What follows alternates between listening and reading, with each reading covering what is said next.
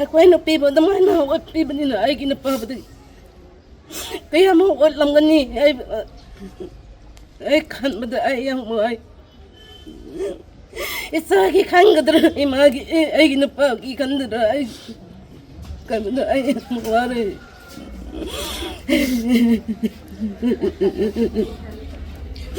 ꯑꯩꯒꯤ ꯅꯨꯄꯥꯕꯨ ꯅꯨꯡꯁꯤꯕꯤꯗꯨꯅ ꯊꯥꯗꯣꯛꯄꯤꯌꯨ ꯑꯩꯒꯤ ꯅꯨꯄꯥꯅ ꯄꯩꯁꯥ ꯇꯜꯂꯒ ꯑꯩꯒꯤ ꯏꯆꯥꯁꯤꯡ ꯑꯩꯕꯨ ꯌꯣꯛꯄꯤꯌꯨ ꯅꯨꯡꯁꯤꯕꯤꯅ ꯑꯩꯒꯤ ꯅꯨꯄꯥꯕꯨ ꯑꯃꯨꯛ ꯍꯜꯂꯛꯄꯤꯌꯨ ꯑꯃꯨꯛ ꯊꯥꯗꯣꯛꯄꯤꯌꯨ ꯍꯥꯏꯕꯁꯦ ꯍꯥꯏꯖꯕꯅꯤ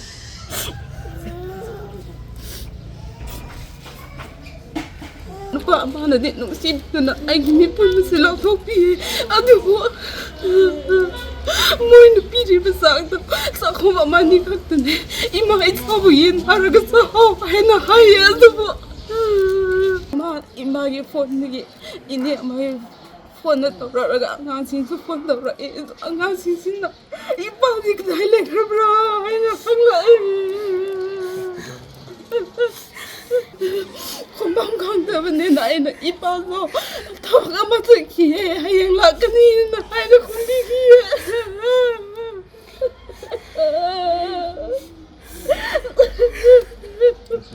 Aigi hujik mimang maksida lairiba singasi handak Kuki militant singna koina khanar Kuki militant Wari Mayek kaina kanagumba kana khana khanar manai tare dubu ngasi je yamna Mayek Sengna phongdorok panumit hai tare thokriba thodok mi phami pun chathariba achi kanano habja Mayek Sengakpa tangka ama lae Dongko ai angang siga mapa siga gari na sadigi angang hida lai makumchi kara pada moina mapa su phabi re duga si ai isa ni so tungan le ni hasi phabai ta ni so na phangri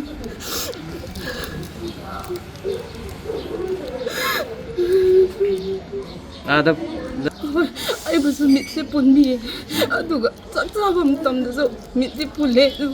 nuba mana laraga angang yaw no pihudi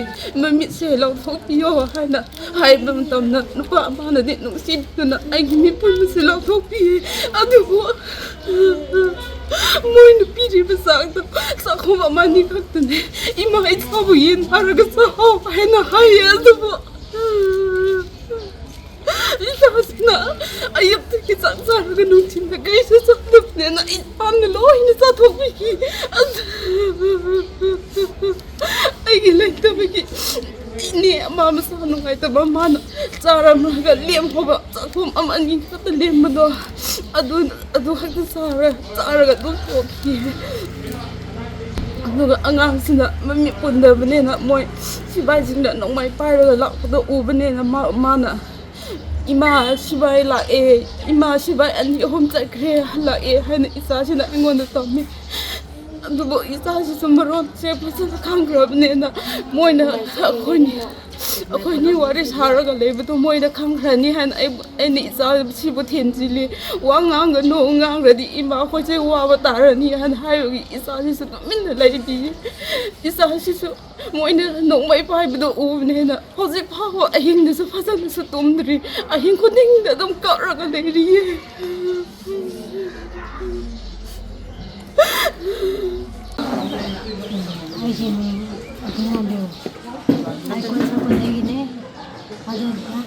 lahan tang tara humdagi mizai sari tudagi phabani akoisi pung tara khara helap pagi duda aduga akoisina moina nupa singsi akoigi imangduda ne moina ne purga gari duda insing khibdo akoi uhawi ko adagi singai bakso ani langsingki aduga moisi yam chauraga moina ne dumana ne tawkibudu akoina di nungsibiga minungsi amaga loinana moisi thadopigedra hana khamraga khoji adu yauna ngangkidabni adubu ai ngasidi thamo yam soe yam pende koigi mangmakne moina ne pharabu budu aduga nupi tarani thoi khatane koina phabudu de aduga moidi khangde koi phade haibisi taibang miwai begi lisala sisi hona sara moina ne dorisi christian mi ma waraga moina ꯑꯗꯨꯛꯀꯤ ꯃꯇꯤꯛ ꯊꯃꯣꯏ ꯀꯜꯂꯒ ꯑꯩꯈꯣꯏꯒꯤ ꯏꯃꯥ ꯄꯨꯔꯒ ꯃꯣꯏꯅ ꯑꯗꯨꯃꯥꯏꯅ ꯇꯧꯕꯤꯔꯤꯁꯤ ꯑꯩꯈꯣꯏ ꯌꯥꯝ ꯄꯦꯟꯗꯦ ꯑꯊꯨꯕ ꯃꯇꯝꯗ ꯇꯦꯛꯇ ꯀꯥꯏꯗꯅ ꯊꯥꯗꯣꯛꯄꯤꯔꯣ ꯍꯥꯏꯅ ꯑꯩꯒꯤ ꯍꯥꯏꯖꯕꯅꯤ ꯑꯗꯨꯒ ꯑꯩꯈꯣꯏꯁꯤ ꯌꯨꯝ ꯑꯃꯗ ꯄꯨꯁꯤꯜꯂꯒꯅꯦ ꯊꯝꯃꯀꯥꯟꯗ ꯑꯩꯈꯣꯏꯅ ꯀꯔꯤ ꯃꯔꯝꯒꯤ ꯑꯩꯈꯣꯏꯁꯤ ꯐꯥꯕꯅꯣ ꯍꯥꯏꯕ ꯃꯇꯝꯗ ꯃꯣꯏꯅ ꯑꯩꯈꯣꯏꯁꯨ ꯈꯪꯗꯦ ꯍꯥꯏꯅ ꯍꯥꯏꯌꯦ ꯑꯗꯨꯒ ꯑꯩꯈꯣꯏ ꯉꯥꯏꯍꯥꯛ ꯂꯩꯔꯒ ꯁ꯭ꯀꯨꯜ ꯂꯣꯝꯗ ꯄꯨꯕ ꯀꯥꯟꯗ ꯃꯈꯥꯔꯣꯝꯗ ꯀꯨꯝꯁꯦꯅ ꯄꯨꯊꯕ ꯀꯥꯟꯗ ꯑꯃꯨꯛꯁꯨ ꯉꯥꯏꯍꯥꯛ ꯂꯩꯔꯒꯗꯤ ꯃꯣꯏꯒꯤ ꯗ꯭ꯔꯦꯁ ꯁꯦꯠꯂꯒ ꯈꯨꯠꯂꯥꯏ ꯄꯥꯏꯔꯒ ꯃꯤꯠ ꯄꯨꯟꯕ ꯍꯧꯈ꯭ꯔꯦ ꯑꯩꯈꯣꯏꯁꯤ ꯃꯤꯠ ꯄꯨꯜꯂꯒ ꯑꯩꯈꯣꯏꯁꯤ ꯁꯣꯝꯗ ꯆꯠꯁꯦ ꯍꯥꯏꯌꯦ ꯏꯆꯥꯁꯥ ꯑꯩꯈꯣꯏꯕꯨꯗꯤ ꯅꯃꯥ ꯑꯩꯈꯣꯏꯕꯨꯗꯤ ꯍꯥꯞꯄꯤꯒꯅꯨ ꯑꯩꯈꯣꯏ ꯈ꯭ꯔꯤꯁꯇꯦꯟ ꯃꯁꯦꯟꯅꯦ ꯑꯗꯨ ꯅꯨꯡꯁꯤ ꯆꯥꯟꯅꯅꯅꯦ ꯑꯗꯨꯃꯥꯏꯅ ꯇꯧꯁꯦ ꯍꯥꯏꯔꯒ ꯀꯩꯁꯨ ꯇꯧꯔꯣꯏ ꯍꯥꯏꯔꯒ ꯂꯣꯛꯅꯨꯡꯗ ꯅꯨꯡꯒꯥꯏꯗ ꯑꯗꯨꯒ ꯆꯤꯡꯂꯣꯝꯗꯅꯦ ꯄꯨꯕꯤ ꯑꯩꯈꯣꯏꯁꯤꯀꯣ ꯄꯨꯔꯒ ꯃꯤꯠ ꯄꯨꯜꯂꯒ ꯈꯨꯔꯨ ꯈꯨꯗꯥ ꯄꯨꯜꯂꯒ ꯂꯦꯡꯒꯅꯨ ꯂꯥꯡꯒꯅꯨ ꯑꯗꯨꯒ ꯂꯦꯡꯕ ꯇꯥꯔꯒꯗꯤ ꯃꯥꯏꯈꯣꯡ ꯍꯥꯡꯗꯣꯛꯄ ꯇꯥꯔꯒꯗꯤ ꯅꯣꯏꯕꯨ ꯀꯥꯞꯄ ꯍꯥꯠꯀꯅꯤ ꯍꯥꯏ ꯃꯣꯏꯅ ꯆꯥꯛ ꯆꯥꯔꯕ ꯇꯥꯔꯒꯁꯨ ꯆꯥꯛ ꯆꯥꯕꯗꯨ ꯃꯥꯏ ꯄꯨꯟꯕꯤ ꯃꯄꯥꯟ ꯊꯣꯛꯑꯒꯁꯨ ꯃꯥꯏꯈꯣꯡꯗꯣ ꯍꯥꯡꯗꯣꯛꯄꯤꯗꯦ ꯑꯩꯈꯣꯏꯕꯨ ꯑꯗꯨꯒ ꯑꯋꯥꯅ ꯃꯤꯠ ꯎꯗꯕꯒꯨꯝꯅ ꯃꯥꯔꯒ ꯏꯁꯤꯡ ꯈꯧꯔꯥꯡꯉꯦ ꯆꯥꯛ ꯂꯥꯝꯃꯦ ꯍꯥꯏꯕ ꯃꯇꯝꯗꯁꯨ ꯂꯣꯛꯅꯨꯡꯒꯤ ꯏꯁꯤꯡ ꯑꯏꯪꯕꯗꯨ ꯈꯖꯤꯛ ꯈꯛꯇ ꯄꯤꯔꯛꯑꯦ ꯈꯧꯔꯥꯡꯕꯅꯤꯅ ꯑꯩꯈꯣꯏꯅꯅꯦ ꯄꯨꯛ ꯊꯟꯗ꯭ꯔꯒꯁꯨ ꯑꯏꯪꯕꯗꯨ ꯑꯗꯨꯝ ꯊꯛꯏ ꯑꯗꯨꯒ ꯑꯏꯪꯕ ꯃꯔꯛꯇꯨꯗ ꯑꯩꯈꯣꯏꯕꯨ ꯃꯥꯏ ꯄꯨꯜꯂꯒ ꯃꯤꯠꯁꯤ ꯍꯥꯡꯗꯕꯤꯗ ꯑꯩꯈꯣꯏꯕꯨ ꯇꯨꯝꯍꯜꯂꯦ ꯑꯗꯨꯒ ꯂꯦꯡꯒꯅꯨ ꯅꯣꯏ ꯂꯦꯡꯕ ꯇꯥꯔꯒꯗꯤ ꯋꯥ ꯉꯥꯡꯕ ꯇꯥꯔꯒꯗꯤ ꯀꯥꯞꯄꯒ ꯍꯥꯠꯇꯣꯛꯀꯅꯤ ꯍꯥꯏ ꯑꯗꯨ ꯅꯨꯄꯥ ꯃꯁꯦꯟ ꯃꯣꯏꯒꯤ ꯅꯨꯄꯥ ꯃꯁꯦꯟꯅ ꯇꯧꯈꯤꯗꯣ ꯃꯃꯥꯒꯨꯝꯕ ꯑꯩꯈꯣꯏꯗ ꯑꯗꯨꯛꯀꯤ ꯃꯇꯤꯛ ꯋꯥꯠꯄꯤꯕꯗꯨ ꯀꯔꯤ ꯙꯔꯃꯅꯣ ꯑꯗꯨꯒ ꯃꯃꯥ ꯍꯣꯏꯒꯨꯝꯕ ꯑꯩꯈꯣꯏꯕꯨ ꯂꯣꯛꯅꯨꯡꯗ ꯄꯨꯈꯠꯄꯗꯨ ꯃꯣꯏ ꯍꯥꯠꯇꯣꯛꯀꯦꯅ ꯄꯨꯈꯠꯄꯅꯤ ꯃꯣꯏꯁꯤ ꯑꯗꯨꯒ ꯆꯤꯡꯂꯣꯝꯗꯅꯦ ꯄꯨꯈꯠꯂꯒ ꯁꯨꯃꯥꯏꯅ ꯑꯩꯈꯣꯏꯕꯨ ꯂꯣꯛꯗꯨꯗ ꯇꯨꯔꯦꯟꯗꯨ ꯂꯥꯜꯂꯒ ꯑꯃꯨꯛ ꯄꯨꯊꯣꯛꯄꯤꯌꯦ ꯑꯗꯨꯒ ꯑꯃꯨꯛ ꯄꯨꯊꯣꯛꯄꯤꯔꯒ ꯑꯃꯨꯛ ꯁꯨꯃꯥꯏ ꯋꯥꯟꯁꯤꯜꯂꯒ ꯌꯦꯡꯕ ꯃꯇꯝꯗ ꯑꯩꯈꯣꯏ ꯈꯨꯟꯁꯤ ꯎꯏꯌꯦ ꯑꯩꯈꯣꯏ ꯈꯨꯟꯁꯤ ꯎꯕ ꯃꯇꯝꯗ ꯑꯩ ꯊꯃꯣꯏ ꯌꯥꯝ ꯁꯣꯛꯅ ꯑꯩ ꯀꯞꯄꯦ ꯃꯣꯏꯅ ꯃꯥꯏ ꯋꯥꯟꯁꯤꯜꯂꯛꯀꯅꯨ ꯍꯥꯏꯌꯦ ꯈꯔ ꯌꯦꯡꯊꯣꯛꯄ ꯀꯥꯟꯗ ꯌꯨꯄꯥ ꯄꯥꯏꯔꯒ ꯅꯣꯡꯃꯥꯏ ꯄꯨꯔꯒ ꯊꯥꯡ ꯌꯦꯞꯄꯒ ꯃꯣꯏꯁꯤ ꯂꯦꯞꯄ ꯂꯩꯔꯝꯃꯤ ꯈꯔ ꯆꯠꯂꯒ ꯃꯤ ꯑꯅꯤ ꯑꯍꯨꯝꯁꯤ ꯗ꯭ꯔꯦꯁ ꯁꯦꯠꯂꯒ ꯅꯣꯡꯃꯥꯏ ꯄꯥꯏꯔꯒ ꯂꯦꯞꯄꯝꯃꯤ ꯉꯁꯤꯗꯤ ꯁꯣꯏꯗ꯭ꯔꯦ ꯑꯩꯈꯣꯏꯁꯤ ꯆꯤꯡꯗ ꯄꯨꯈꯠꯂꯒ ꯋꯥꯅ ꯄꯨꯈꯠꯂꯒ ꯃꯣꯏꯁꯤ ꯂꯣꯏꯅ ꯍꯥꯠꯇꯣꯛꯑꯒ ꯐꯨꯝꯃꯒ ꯊꯜꯂꯝꯃꯅꯤ ꯍꯥꯏꯅ ꯋꯥꯈꯜꯗꯨ ꯈꯟꯈꯤ ꯑꯩꯈꯣꯏ ꯋꯥꯈꯜꯗ ꯑꯗꯨꯒ ꯑꯗꯨꯛꯀꯤ ꯃꯇꯤꯛ ꯋꯥꯅ ꯅꯨꯄꯤ ꯑꯩꯈꯣꯏꯕꯨ ꯐꯥꯎ ꯑꯗꯨꯃꯥꯏꯅ ꯃꯃꯥꯒꯨꯝꯕ ꯑꯩꯈꯣꯏꯗ ꯐꯥꯎ ꯑꯗꯨꯃꯥꯏꯅ ꯑꯣꯠꯄ ꯇꯥꯔꯒꯗꯤ ꯅꯨꯄꯥꯁꯤꯡꯗꯨꯗꯤ ꯀꯔꯤ ꯑꯣꯏꯔꯝꯒꯅꯤ ꯑꯗꯨꯕꯨ ꯉꯁꯤ ꯐꯥꯎ ꯃꯅꯨꯡꯗ ꯃꯣꯏꯅꯅꯦ ꯁꯨꯃꯥꯏꯅ ꯃꯤꯅꯨꯡꯁꯤ ꯂꯩꯇꯅ ꯑꯣꯠꯄꯤꯕ ꯅꯩꯕꯤꯕꯗꯨ ꯑꯩꯈꯣꯏꯕꯨ ꯑꯗꯨꯃꯥꯏꯅ ꯇꯧꯕꯤꯔꯒꯗꯤ ꯅꯨꯄꯥꯗꯨꯕꯨꯗꯤ ꯍꯥꯠꯇꯣꯛꯄꯤꯔꯝꯒꯅꯤꯅ ꯑꯩꯒꯤ ꯊꯥꯖꯕꯅꯤ ꯃꯃꯥ ꯑꯃ ꯑꯣꯏꯅ ꯑꯗꯨꯕꯨ ꯃꯤꯅꯨꯡꯁꯤ ꯂꯩꯅ ꯑꯩꯒꯤ ꯏꯆꯥꯁꯤꯡ ꯏꯅꯥꯎꯁꯤꯡ ꯑꯩꯒꯤ ꯂꯤꯗꯔꯁꯤꯡ ꯄꯥꯁꯇꯔꯁꯤꯡꯗꯨ ꯇꯦꯛꯇ ꯀꯥꯏꯗꯅ ꯑꯁꯣꯏ ꯑꯉꯥꯝ ꯌꯥꯎꯗꯅ ꯑꯊꯨꯕ ꯃꯇꯝꯗꯅꯦ ꯊꯥꯗꯣꯛꯄꯤꯔꯣꯅ ꯑꯩꯒꯤ ꯁꯤꯗꯤ ꯃꯇꯥꯡꯗ ꯑꯩꯒꯤ ꯍꯥꯏꯖꯕ ꯂꯣꯏꯖꯒꯦ ꯀꯩꯅꯣ ꯇꯧꯒꯦ ꯒꯥꯔꯤꯗꯨꯗꯤ ꯀꯔꯤꯅꯣ ꯑꯩꯈꯣꯏꯁꯨ ꯄꯥꯈꯠꯄꯒ ꯊꯨꯀꯠꯄꯒ ꯀꯣ ꯑꯁꯤꯅꯦꯗꯤ ꯈꯪꯗ꯭ꯔꯦ ꯅꯨꯄꯥꯁꯤꯡꯕꯨ ꯏꯟꯁꯤꯜꯂꯒ ꯃꯣꯏꯅꯅꯦ ꯒꯥꯔꯤꯗꯨ ꯊꯧꯗ꯭ꯔꯤꯉꯩꯁꯤꯗ ꯅꯨꯄꯤꯁꯤꯡꯕꯨ ꯄꯨꯈ꯭ꯔꯣ ꯍꯥꯏꯔꯒ ꯅꯣꯏ ꯍꯧꯖꯤꯛꯐꯥꯎ ꯀꯩꯗꯧꯔꯤꯅꯣ ꯍꯥꯏꯅ ꯃꯣꯏ ꯂꯣꯟꯗꯒꯤ ꯉꯥꯡꯉꯦ ꯏꯃꯥꯅꯅꯦ ꯃꯣꯏ ꯂꯣꯟꯗꯨ ꯈꯪꯉꯦꯕꯀோ ꯑꯗꯨꯒ ꯅꯨꯄꯤꯗꯨꯅꯅꯦ 30 ꯅꯤꯐꯨꯗꯨꯅ ꯑꯩꯈꯣꯏꯕꯨ ꯔꯥꯎꯟ ꯇꯧꯁꯤꯟꯈ꯭ꯔꯕꯅꯤꯅ ꯒꯥꯔꯤꯗꯨꯗꯗꯤ ꯍꯥꯞꯈ꯭ꯔꯦ ꯎꯏꯌꯦ ꯑꯗꯨꯕꯨ ꯆꯤꯡꯒꯥꯏꯕꯥꯡꯁꯨ ꯄꯨꯁꯤꯟꯈꯤꯕꯗꯨ ꯎꯏꯌꯦ ꯑꯗꯨ ꯑꯣꯏꯔꯒꯁꯨ ꯀꯔꯣꯝ ꯃꯥꯏꯀꯩꯗ ꯄꯨꯔꯤꯅꯣꯗꯨ ꯈꯪꯗꯦ ꯃꯗꯨ ꯄꯨꯈꯤꯕꯁꯤꯡꯗꯣ ꯅꯣꯡꯃꯩ ꯄꯥꯏꯕ꯭ꯔꯥ ꯁꯤꯗꯤ ꯃꯌꯦꯛ ꯁꯦꯡꯉꯕ꯭ꯔꯥ ꯑꯗꯨ ꯍꯧꯖꯤꯛꯀꯤ ꯀꯩꯅꯣꯗꯨꯗꯤ ꯅꯣꯡꯃꯩ ꯄꯥꯏꯔꯝꯕ ꯄꯥꯏꯔꯝꯗ꯭ꯔꯥ ꯏꯃꯤꯠꯃꯛꯇꯗꯤ ꯎꯍꯧꯗꯦ ꯑꯗꯨꯗꯤꯀꯣ ꯑꯗꯣ ꯑꯌꯥꯝꯕꯅ ꯃꯣꯏꯁꯦ ꯀꯦꯃꯣꯐ꯭ꯂꯥꯖ ꯃꯣꯏꯒꯤ ꯁꯦꯠꯄ ꯌꯨꯅꯤꯐꯣꯔꯝꯗꯣ ꯑꯗꯨ ꯁꯦꯠꯄ ꯌꯥꯎꯕ꯭ꯔꯥ ꯀꯃꯥꯏꯅ ꯇꯧꯋꯤ ꯑꯗꯨ ꯉꯥꯏꯍꯥꯛ ꯂꯩꯔꯒ ꯑꯍꯥꯟꯕꯗ ꯁꯤꯕꯤꯅ ꯐꯥꯔꯒꯀꯣ ꯉꯥꯏꯍꯥꯛ ꯂꯩꯔꯒꯗꯤ ꯗ꯭ꯔꯦꯁ ꯂꯣꯏꯅ ꯅꯣꯡꯃꯩ ꯂꯣꯏꯅ ꯌꯦꯞꯈ꯭ꯔꯦ ꯃꯣꯏꯁꯤ ꯑꯍꯥꯟꯕꯗꯗꯤ ꯑꯩꯈꯣꯏ ꯏꯃꯤꯠꯃꯛꯇ ꯑꯩꯈꯣꯏꯕꯨ ꯗꯥꯏꯔꯦꯛ ꯐꯥꯕꯗꯤ ꯃꯣꯏ ꯅꯨꯄꯤꯁꯤꯡꯗꯨꯅ ꯃꯤꯅꯨꯡꯁꯤ ꯂꯩꯅꯅꯦ ꯑꯩꯈꯣꯏꯕꯨ ꯀꯟꯕꯤꯒꯗ꯭ꯔꯥ ꯅꯨꯄꯤꯁꯤꯡꯅ ꯍꯦꯟꯅ ꯐꯠꯇꯦ ꯃꯣꯏꯅꯅꯦ ꯅꯨꯄꯤꯁꯤꯡꯗꯨꯅꯅꯦ ꯑꯩꯈꯣꯏꯕꯨ ꯃꯣꯕꯥꯏꯜꯁꯨ ꯃꯨꯟꯕꯤꯈ꯭ꯔꯦ ꯈꯨꯗꯛꯇꯨꯗ ꯂꯝꯕꯤꯗꯨꯗꯀꯣ ꯑꯗꯨꯒ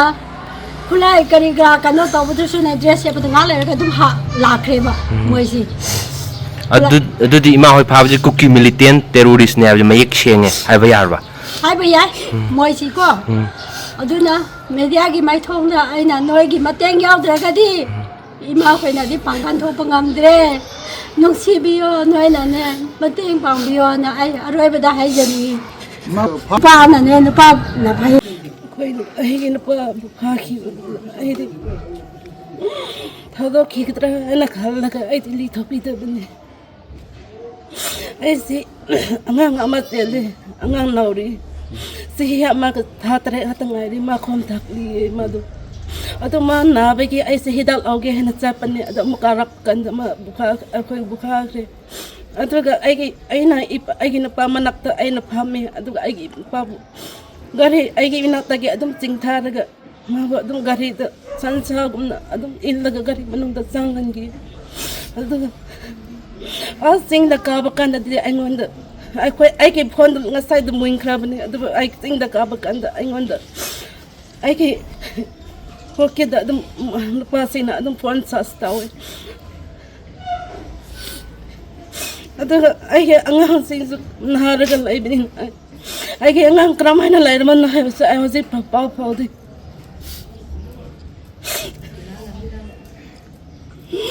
ai ke na pa sa kramai na lai ram gidra be sa ai pakat aku ai no pi bo da mai na wat pi bani na ai ke na pa di kaya mo wat lam gani ai kan bada ai yang mo ai isa ki kan gadra imagi ai na pa ki kan dra ai kan bada ai mo ware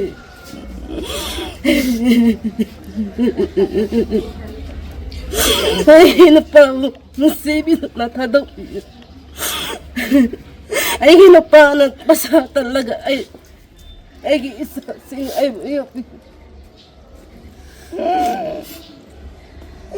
não sei não ai que não pode vamos halap eu mutado eu abse hazam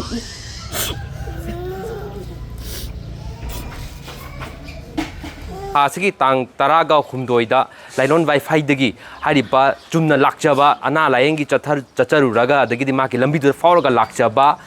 naga chilina hoi patai mioi taraga nipan si lakcham matam da hariba numi aduda sakhangdaba mioisingna phakri haidana khoche yam mamutana kuki militian makni oiramoi kaina khara chamamna ba leiba taraga chu ngasi si pharuba ima singi maike dagi mayek sengna phongdorkhibaji hariba mipha mipun chathakriba mioi taruk mioi kharana thadoraga ima singa sina thadoraga mioi taruk hoji phawa mafang khangdana langla langding khangdana leiba du Kuki Terrorist Sengna Phabane have a singer Mayek Sengna ima singi maike dagi phongdorkle hariba igi nakanda leiba ima singa si ayamana hariba thodok aduda pharuroba Kuki Terrorist Sengna pharu matungda siningjita thadorakpadagi hujik mafam asida tekta kaidana leiba ima singa aduga makhoigi nupa singa si yauri haiba tai aduga pikliba igi nakanda leiba angang asigi mahaki apokpa mapa amadi ima ichi chal mayam sigi khoigi magi mapuroiba mayam su yauri aduga leiriba phibam si amuk hana ningsing ma taragadi numit mangani tarukni haujalaba phawbada hariba mioising asigi langla langding asi phawba khangba ngamdri aduga manipur government amadi central government ki makadgi miois taruk asi hostage oina thongkhre terrorist singna faraga thongkhre haiba tarago ngasi phawba hingi na targana siri haiba langla langjing phawba puthopang ngamdaba asina takpadi hariba saraulang siliba kuki terrorist singa sigi saraulang asida india government amadi central forces singa si mayek changna yaurabra haibagi myang achoba voice ama lakli badu yamna chumakadori bra haiba achoba tangkak ama la haiba tai aduna himachidai ekhoina nainaba yaribadi kuki terrorist singa sigi makutta mioi kya siragadi haiba irang asi loisangadori bano kuki terrorist singa sibo karama matam laksin bangangari machi atamna india government na proxy army sizinaraga chathare haibadu mayek sengle haibasi myangi marketgi amadi naga mita yauna tongtong ba yelhomi indigenous people singi marketgi phongdorakle 2023 gi me homdagi horakba irang aduna maram orga kuki narco terrorist amadi mitai singi marakta yamna chawba irang ama thokdron lakhimani adugi matung naga singasi makoina nakan ani chi marak cha taichanana ba yamna kanna hona jarga lakhibna hai tare adubu ngasi 2020 ga 6 yorakpa matam asidana amuk kuki narco terrorist sing aduna chamjaraba naga tangkhul leiriba masigi community group sing indigenous people sing asida makoina mihan mipun chataba ambush chataraga mi halakpa hostage oina phajalakpa asingma tangkak ama lakpa sida ngasi phawbada central forces sina kari daita lori तोान तोान battalion company ma'am central forces की paramilitary ma'am मनपुर चंसल चिंगम तंपाकी लमद मखोई चराइलग लेखरे है बताए अदु मखोई लेरिबसे करिगिदमक लेरिबनो मखोई मिमांगमक्तद मखोई सुमांग मतोनमक्तद फाखरगा ngasi बाबा लांगलांजिं पुथोपा ngamdrisina takpadi मखोई चुमनगी येंगबा कुमहै येंगबा लाकपा मियोइसिंगला अदु एबा तारगन मियान हनख्रो गो बैक सेंट्रल फोर्सेस हाइरिबसी मधु हनखिबना फगदोरिब्रा हाइबसिसु मियान फोंद्रोकपा दमक लेरि मसे आइना क क्लेम तौब नते तोंगा तोंगा मियांगी voices ngasi India government Manipur government ताबा तारगसु ngasi फावबा करिगुमा थबांदा पाखतबा सिना ताकपदी मियानना हानदगी फोंदो लाकपा मणिपुर गवर्नमेंट सु एक्स ग्रेसिया पिनबा लेरिबरा मियोइसिंजे सिबा ngairibra सिबा ngairaga मखोगी मसा मसु सिंगे थबर हाके हाइगदोरिब्रा एक्स ग्रेसिया खरा पिरगा यारे हाइगदोरिब्रा अदुगा हारिबा थौदोक इंसिडेंट अदुबना एनआईए नतंगना कना कनबा एजेंसी सीबीआई ना चिंगदा सिनारे हारगा इरांग असि लोसन खिगदोरिब्रा हाइबसे ओइरलिबा फिबा मसिना मयेक सेंगना तालदि अदुना मदु थोक्तनबनोक्ता अपुनबा कम्युनिटी गोएबा इंडिजिनस मितै नागा यावना तोंगा तोंबा येलहोमी फ्रुप सिंगना हुजिक्ति वॉइस अमा अचौबा अमा लाकपा हौरे मसिदा जुना तना तोंगा तोंबा मफम खुंदारिबा नेपाली यावना फ्रुप मयाम मसिना हुजिक्सि हारिबा फाजंखिबा मियोइसिंग अमदि कुकी नार्को टेररिस्ट सिंगना सिना चथरिबा थवंग सि खुदक लेफलु हाइबसि मयेक सेंना लाउरले मसिदा इंडिया गवर्नमेंट हंजन तासना दन लेबा तारगदि मसिदगी हेना अचौबा इरांग अमा लाक्तरा 2023 मी अहम दग हरकब इरांग अदुदगी हेना भास ओइना मास ओइना संद्रोक्तना मणिपुर सिदा करम फिम अमा लाकदगी हाबदि किनिंगाय ओइ हाइबसे इंडिया गवर्नमेंट मणिपुर गवर्नमेंट खंजनबा तंगाय फदे हाबो थमजबोलना हारिबा मियोइ तरुक होस्टेस ओइना कुकी टेररिस्ट सिंगना फाजनदुना थंखिबदु लमला लंजिन पुथोकपा ngamdribasida India government Manipur government conspiracy हाइबदी हारिबासिदा लंगला लंजिन पुथोकपा ngamdribase लोछलगा थमब्रा नत्रना मखोजे अतमना चेनब्रा हाइबसे याम अथुबा अमा मियाना खंगहनबा अमदि हारिबा लंगला लंजिन तो पुथोक मथौ तारे हाबो फमजे याम तेंतकना मियाना थमजगे अदुगा फारिबासि कुकी टेररिस्ट सिंगना फाबनि हाइबदु वफमदु मयामदा हारिबा होस्टेस ओइरुराबा अदुगा रेस्क्यू तौराबा स्केप तौराबा रेस्क्यू तौर पाइदारे मखोइना थादुरकपनि हाइबा तारगजु मदु मखोइना यामना मिनुंगसि अमक लोइना थादुरकपा नि हाइबदि यारोय मरमदि नागासिंग अमदि मणिपुरगी तोंगा कम्युनिटी सिंगना प्रेशर पिर मतुंगदा थादुरकपनि अदुना लैरिबा फिबम असि करम फिबम अमा लाखदगे हाइबदि अखोइ पुन्ना येंगमिन मथौ तारि हिरमसकि मतंदा पदमजरिबा नावरेम तनुरंजन इचे न्यूज नेवा कंगला तोंबी।